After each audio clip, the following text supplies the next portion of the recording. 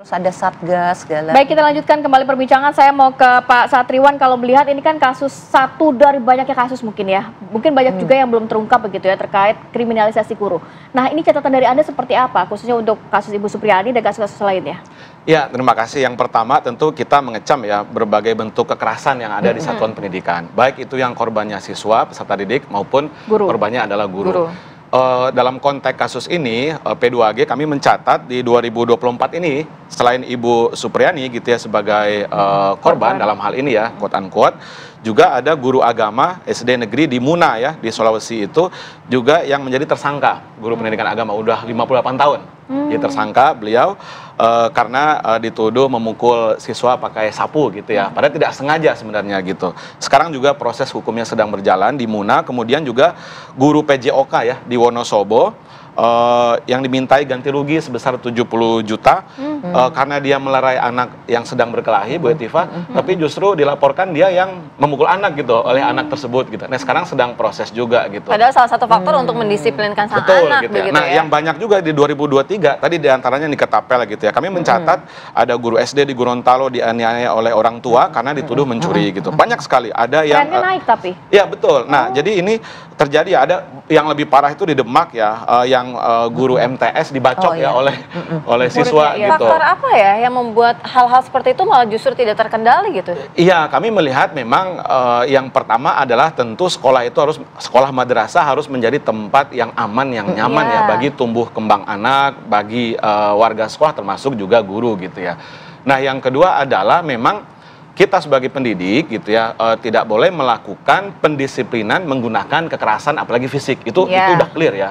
Ki Hajar Dewantara juga mengajarkan hal demikian gitu. Nah, yang keliru adalah ketika ada upaya-upaya kriminalisasi tadi gitu. Dan Bu Etiva tadi udah menjelaskan di Undang-Undang Guru Dosen jelas banget tuh ada 4 jenis perlindungan terhadap guru. Perlindungan hukum, profesi, kesehatan keselamatan kerja, dan hak atas kekayaan intelektual. Nah, persoalannya adalah ketika terjadi kayak gini nih, guru-guru itu ramai sekali di grup-grup WA Guru se-Indonesia. Kami jadi takut Pak katanya untuk mendisiplinkan anak gitu karena kami takut dipidanakan gitu. Di Bima itu guru SMK Negeri Bima 2023 menegur anak Bu Etiva karena merokok. Kamu ngerokok, malah anaknya nonjokin gurunya gitu.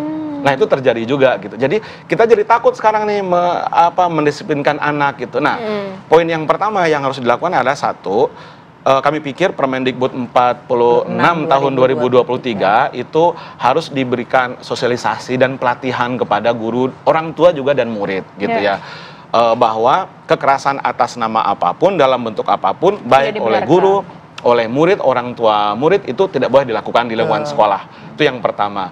Nah, yang kedua, kita memang harus belajar kembali disiplin positif mungkin Bu Etiva gitu ya. Bagaimana guru-guru mendisiplinkan murid gitu kan, tidak menggunakan kekerasan, ya kan, tidak ada sentuhan-sentuhan fisik gitu. Nah, yang paling pokok jika terjadi seperti yang Ibu Supriani gitu ya di Konawe ini udah lain cerita nih, ini udah kriminalisasi gitu ya. Dan pemerintah dalam hal ini pemerintah daerah termasuk Kemdikbud, Kementerian Dikdasmen wajib memberikan pendampingan secara hukum karena itu ada di Permen 10 tahun 2017 tentang pelindungan terhadap guru dan tenaga kependidikan. Nah, kami apresiasi teman-teman PGRI sudah melakukan advokasi karena beliau adalah anggota PGRI, tapi kami yang sayangkan adalah dari pemerintah daerah kami belum melihat ada pendampingan gitu terhadap betul. Nah, karena apa? Dalam Permendikbud nomor 10 2017 guru berhak mendapatkan bantuan hukum dari Kementerian. Bahkan ada catatan yang tadi disampaikan beberapa guru juga ada mungkin dalam tanda kutip pemerasan begitu ya, sampai uang 70 juta rupiah dan lain sebagainya. Betul. Nah, ini kami pikir harus diselidiki ya Bu oleh Provos, oleh kepolisian gitu ya, karena ada dugaan ke sana gitu, investigasi yang mendalam gitu. Karena kasihan sekali beliau guru honorer gitu dizolimi seperti ini. Apalagi tidak melakukan apa-apa gitu, bahkan menyentuh sang murid pun tidak gitu. Betul, tadi Bu Etiva sudah menyatakan di Undang-Undang Guru dan Dosen termasuk di Permen 10 2017 dijelaskan bahwa yang namanya perlindungan secara hukum itu guru berhak mendapatkan perlindungan dari upaya intimidasi, ancaman gitu ya, kekerasan dan seterusnya. Nah, ini kan kami menduga ya ada upaya pemerasan gitu ya, pendiskriminasian gitu. Harusnya oknum orang tua tadi bersimpati, mestinya ini guru honorer loh yang upahnya hanya 300.000. Pak, tadi dari catatan itu kan memang disebutkan sampai dengan tahun 2023. 2024 berarti mengalami peningkatan begitu ya. Endingnya semuanya seperti apa? Rata-rata kasusnya seperti apa ujungnya? Iya, kalau di guru yang menjadi korban memang rata-rata banyak juga guru yang mediasi dan memaafkan.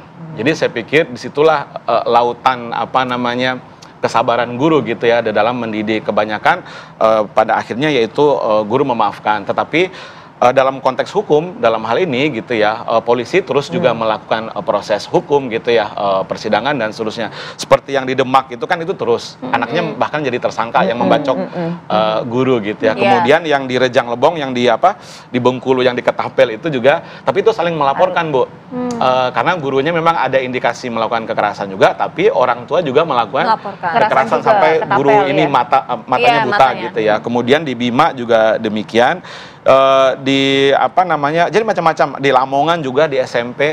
Jadi ada yang berakhir dengan mediasi damai gitu ya, tapi banyak juga yang terus proses ke ranah hukum gitu. Damainya artinya juga tidak ada membayar begitu kan ya? Karena tidak, tadi kan ada mungkin ganti rugi atau apa, saja, tidak gitu ada ya, perdamaian, difasilitasi oleh dinas pendidikan itu terjadi. Tapi yang kayak sekarang terjadi di Wonosobo ini masih proses, gurunya dimintai 70 juta. Ya, yang tadi Pak Marsono namanya guru PJOK. Karena rata-rata mediasi itu ada yang sebagian meminta uang ya, salah satu dengan Ibu Supriyani juga kan dimintakan uang begitu ya. Sebetulnya yang penting ke depan itu adalah bagaimana kita mencegah ya.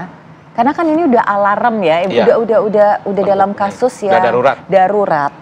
Saking banyaknya. Hanya data yang kita miliki kebanyakan adalah kekerasan yang terjadi kepada peserta didik, sementara kekerasan kepada guru itu sedikit sekali. Jadi sifatnya seperti kasus-kasus ya, sudah terangkat baru ada si ini di sini, ada si ini di sini. Tapi mungkin ini juga gunung es. Jadi di sini kan melibatkan berbagai pihak ya, termasuk orang tua. Seharusnya itu memahami betul sebenarnya sampai di mana mereka harus berpartisipasi dalam proses pendidikan.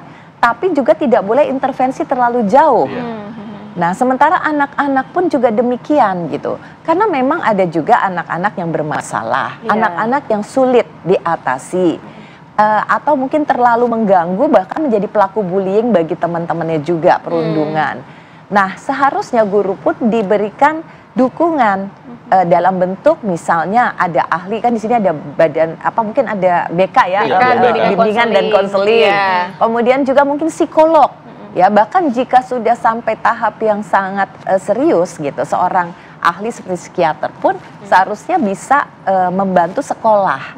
Supaya guru itu kan punya keterbatasan juga, dia tidak ahli semua hal dalam hal kesejahteraan psikologis anak.